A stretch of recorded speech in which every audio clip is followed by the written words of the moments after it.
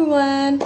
First of all, let me introduce myself. My name is Amrina Rosyada with student numbers 251304249. Have you ever felt like you already have a goal but somehow you keep delaying it? If yes, then you might be experiencing something called self-sabotage. Today, I'm going to review a book titled Self-Sabotage to Definitive Guide to Overcoming Self-Sabotage by Sarah Knowles.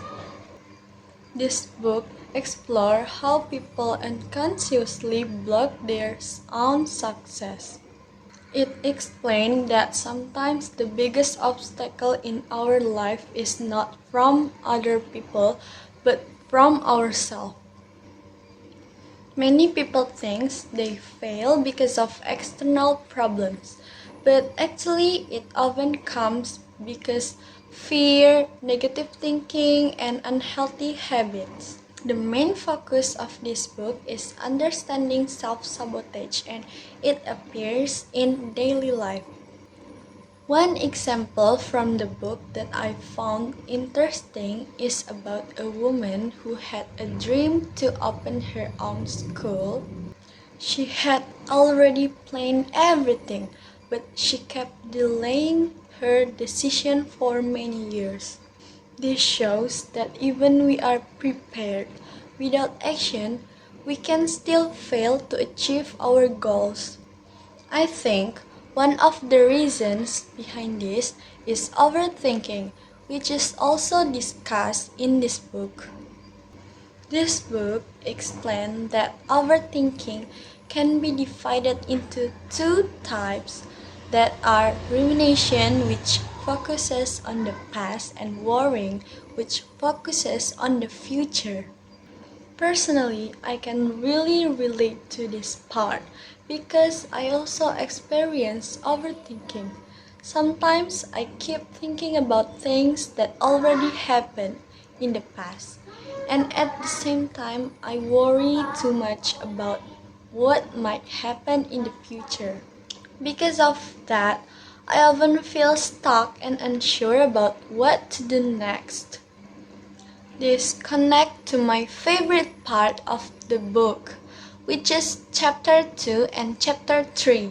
In chapter 2, this book encourages us to stop being too harsh on ourselves. It reminds us that if we are quick to judge ourselves when we make mistakes, we should also be quick to appreciate ourselves, even for small achievements. For example, simple things like finishing a task or managing our daily responsibilities. Meanwhile, chapter 3 focuses on taking action. It helps me move from just realizing my problems to actually doing something about them.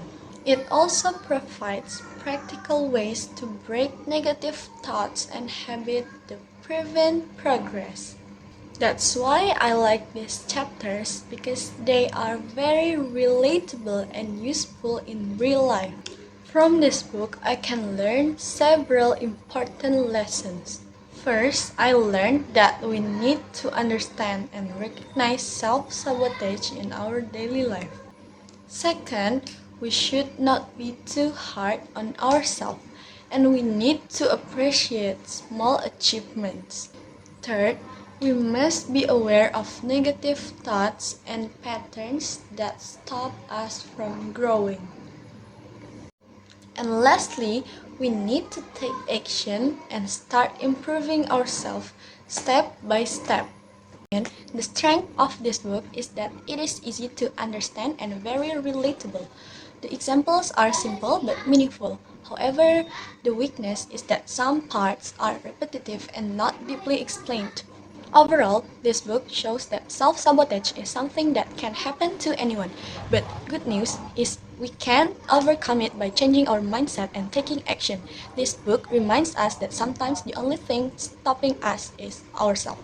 That's all for my book review. I hope this review can help you understand more about self-sabotage and how to overcome it. Thank you for watching.